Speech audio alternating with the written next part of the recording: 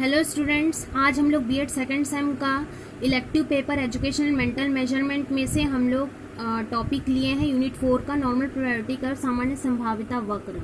आज हम लोग उस पर डिस्कस करेंगे इस वीडियो में। ये है आप लोग का सब्जेक्ट जो इलेक्टिव पेपर है एजुकेशन मेंटल मेजरमेंट, और उसका टॉपिक है यूनिट 4 का नॉर्मल प्रोबेबिलिटी कर्व सामान्य संभाव्यता वक्र। अगर एजुकेशन एंड मेंटल मेजरमेंट का कोई स्टूडेंट है बीएड सेकेंड सेम में तो उसके लिए वीडियो बहुत ही यूज़फुल रहेगा। ये पूरा नोट्स है, मैंने ये नोट्स पूरा आप लोग को फुल क्वेश्चन को देखते हुए बनाया है ताकि आप लोग का फुल क्वेश्चन अगर एग्जाम में आए तो फुल क्वेश्चन भी आप लोग बना सके और शॉर्ट नोट्स आए तो भी आप लोग बना सकें। इसमें प्रस्तावना, अर्थ, परिभाषा, उद्देश्य, गुण, विशेषताएं, अनुप्रयोग, मान्यताएं, प्रकार, वैषम्यता मापन, वैषम्यता का मापन, वक्रता, हुगुतता, सीमाएं, निष्कर्ष सब है उस टॉपिक से रिलेटेड। अब यहाँ पे इंट्रोडक्शन है। इंट्रोडक्शन में यही बताया जा रहा है कि हमारा नॉर्मल प्रोबेबिलिटी कर्व तभी हमको बना के देता है जब हमारा इक्वल डिस्ट्रीब्यूशन होता है। जब हमारा इक्वल डिस्ट्रीब्यूशन होता है तभी हमें नॉर्मल प्रोबेबिलिटी कर्व बना के देता है। मतलब मीन मीडियन मोड जब इक्वल रहते हैं, बीच में आ जाते हैं, मतलब पूरा ये वैल्यूज़ इक्वल रहती हैं, एक दूसरे को ओवरलैप करते हैं तो सेंट्रल पॉइंट पे आ जाते हैं, तब हमारा नॉर्मल प्रोबेबिलिटी कर्व जो है घंटी आकार का वक्र बनाकर देता है। और इसका एक और है, ये 1773 में डी मॉर्वी ने इस कर्व पर विचार किया था। इसे गॉस लैपलेस वर्क भी बोलते हैं। और ये क्योंकि इक्वल डिस्ट्रीब्यूशन करता है, नॉर्मल इक्वल डिस्ट्रीब्यूशन करता है, इसलिए नॉर्मल प्रोबेबिलिटी कर्व, नॉर्मल मतलब सामान्य संभाविता, मतलब पूरी तरह से इक्वली डिस्ट्रीब्यूट होने में संभव प्रदान करता है, इसलिए ये नॉर्मल डिस्ट्रीब्यूशन वर्क कर्व बनाता है। अब ये मीनिंग में यही बोला जा रहा है कि शिक्षा, मनोविज्ञान और समाजशास्त्र के ऊपर बहुत ज़्यादा उपयोग किया जाता है क्योंकि इसी में बहुत सारी समस्याएं रहती हैं।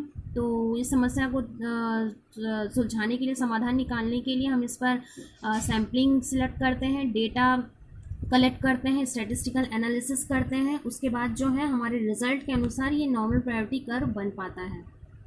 यहाँ पर आप लोग देख रहे होंगे डायग्राम में, पहला वाला डायग्राम पूरा घंटाकार का है, दूसरे वाले डायग्राम में ये बीच में एक स्ट्रेट लाइन है। बीच में एक स्ट्रेट लाइन का मतलब है कि ये इसी पॉइंट पर normal probability mean median mode जो है वो इक्वल हो जाता है, क्योंकि मीन मीडियन मोड का इक्वल हो जाने का मतलब है सब एक दूसरे से ओवरलैप कर रहे हैं, सारी वैल्यूज़ इक्वल हो जा रही हैं, तो यहाँ पर जो है मीन नॉर्मल प्रोबेबिलिटी कर्व बनाने में संभव हो पाता है। और ये बेस लाइन को टच नहीं कर रहा होगा, ये आप लोग देख रहे होंगे।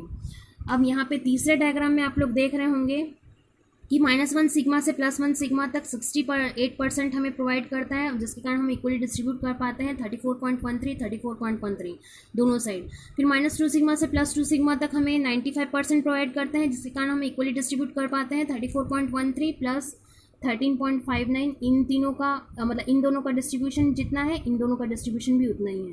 फिर थर्ड वाले में -3 सिग्मा से +3 सिग्मा तक 99.73% देता है, मतलब 99% तक प्रोवाइड करता है, जिसके कारण 34.13, 13.59 और 2.14 इन तीनों का डिस्ट्रीब्यूशन जितना रहता है, इन तीनों का डिस्ट्रीब्यूशन भी उतना ही रहता है, मतलब इक्वली डिस्ट्रीब्यूट हो रहा है, यहाँ दोनों, फिर यहाँ दोनों, फिर यहाँ दोनों। अब डेफिनेशन में आते हैं। डेफिनेशन में बोल रहा है कि बहुत ही अच्छा वक्र है क्योंकि ये इक्वली डिस्ट्रीब्यूट हमें शो करता है, मतलब कहीं से भी कम ज़्यादा हमें दिखता नहीं है, क्योंकि हम देखे ही होंगे कि जहाँ पर हमें मीन मीडियन मोड की वैल्यूज़ अलग आती हैं वहाँ पर हम अपने कैलकुलेशंस को फिर से हम लोग देखना शुरू कर देते हैं कि कहाँ पे मीन मीडियन मोड अंतर आ रहा है, क्योंकि हमेशा मीन मीडियन मोड की वैल्यूज़ जो रहती है वो इक्वल ही रहती हैं। फिर पर्पसेस हैं। पर्पसेस में यही बोला जा रहा है कि स्क्यूनेस मतलब वैषम्यता, कुबुदता, कर्टोसिस, इसको समझाने के लिए ही ये नॉर्मल प्रोबेबिलिटी कर्व जो है ये बना है। इन स्क्यूनेस और कर्टोसिस को समझाने के लिए नॉर्मल प्रोबेबिलिटी कर्व को बनाया गया, क्योंकि स्क्यूनेस में अंतरता दिखाई देती है और कर्टोसिस में कर्व में अंतरता दिखाई देती है और स्क्यूनेस में वैल्यूज़ में अंतरता दिखाई देती है।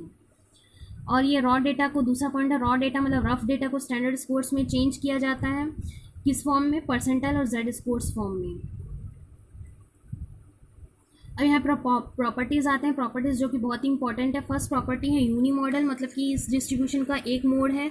यूनी मॉडल और बाई मॉडल, मल्टी मॉडल, इन तीनों को मैंने इसलिए रखा है ताकि आप लोग को समझ में आ सके कि unimodal, bimodal, multimodal होता क्या है। यूनी मॉडल का मतलब है एक कर्व बना रहा है, ये देखिए यहाँ से एक कर्व बना रहा है, मल्टी मॉडल बाई मॉडल में 2 कर्व बना रहा है, मल्टी मॉडल में बहुत सारे कर्व बना रहा है। तो इसलिए हमारा नॉर्मल प्रोबेबिलिटी कर्व आप लोगों ने ऊपर से ही देखा होगा कि वो यूनी मॉडल को फॉलो करता है, मतलब यूनी मॉडल कर्व पर ही बनता है हमारा normal probability curve. No skewness का मतलब आता है कि कोई अंतर नहीं है, मीन मीडियन मोड की वैल्यूज़ में कोई अंतर नहीं है, क्योंकि यहाँ पर देखिए निगेटिवली स्क्यूड में हमें नॉर्मल प्रोबेबिलिटी कर्व तो दिख नहीं रहा है, यहाँ पर मीन मीडियन मोड अलग अलग होता है, इसकी वैल्यूज़ में अंतरता दिखाई देती है। यहाँ पर पॉजिटिवली में भी हमें मीन मीडियन मोड की वैल्यूज़ में अंतरता दिखाई देती है, इसलिए ये नॉर्मल प्रोबेबिलिटी कर्व नहीं बना पा रहा है। ये हमारा नॉर्मल प्रोबेबिलिटी कर्व इसलिए बना रहा है क्योंकि यहाँ पर मीन मीडियन मोड जो है इक्वल आ रहे हैं और एक ही पॉइंट पे आके इक्वल हो जाते हैं। जब इनकी वैल्यूज़ में इक्वलता रहती है तब ये दोनों तरफ जो है इक्वली डिस्ट्रीब्यूट कर पाते हैं।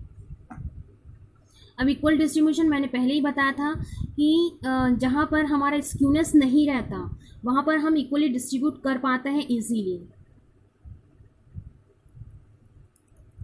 अब यहाँ पे कैरेक्टरिस्टिक्स हैं। कैरेक्टरिस्टिक्स आप लोगों ने देखा ही होगा, घंटे आकार का वक्र रहता है ये पूरा, और सेंट्रल टेंडेंसी इक्वल, क्योंकि केंद्र प्रवृत्ति में मध्यमान मध्यांक बहुलांक मतलब मीन मीडियन मोड जब इक्वल हो जाते हैं तब ये हमारा सेंट्रल पॉइंट पे आते हैं, मिड पॉइंट पे आते हैं।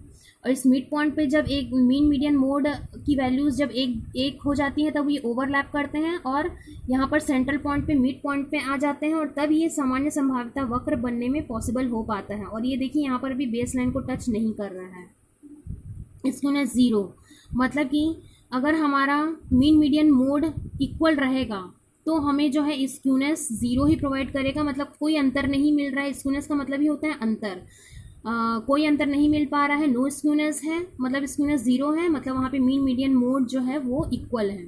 यहाँ पर स्क्यूनेस, इस कर्व में स्क्यूनेस जो है वो 0 है।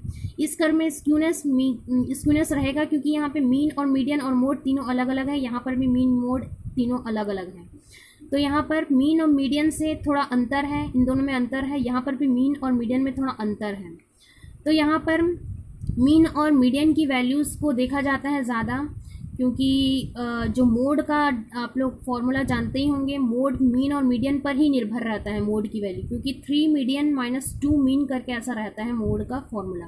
तो इसलिए मोड भी मीन और मीडियन पर ही निर्भर रहता है, इसलिए मीन और मीडियन को ज़्यादा देखा गया है स्क्यूनेस में कि इन दोनों में अगर ज़्यादा अंतर है मतलब स्क्यूनेस उतना ही ज़्यादा रहेगा।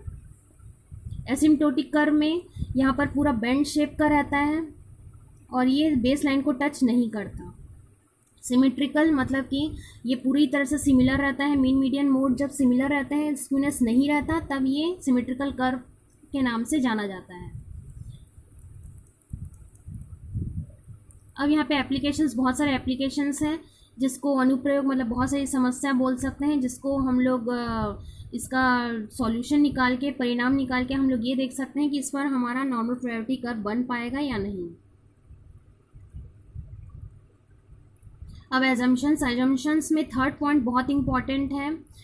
इसमें बोला जा रहा है range of curve is 6 means -3 sigma two +3 sigma, -3 sigma से +3 सिग्मा तक इसलिए बोला जा रहा है क्योंकि -3 से +3 तक वो 99% हमें प्रोवाइड करता है और वो 99% मिलने तक जो है इससे ज़्यादा की हमें ज़रूरत नहीं पड़ती, क्योंकि 99% हमें दे रहा है -3 सिग्मा +3 सिग्मा। जब 99% तक हमें रिजल्ट पूरा सही मिलता है तब हमारा जो है इक्वल डिस्ट्रीब्यूशन पॉसिबल हो जाता है।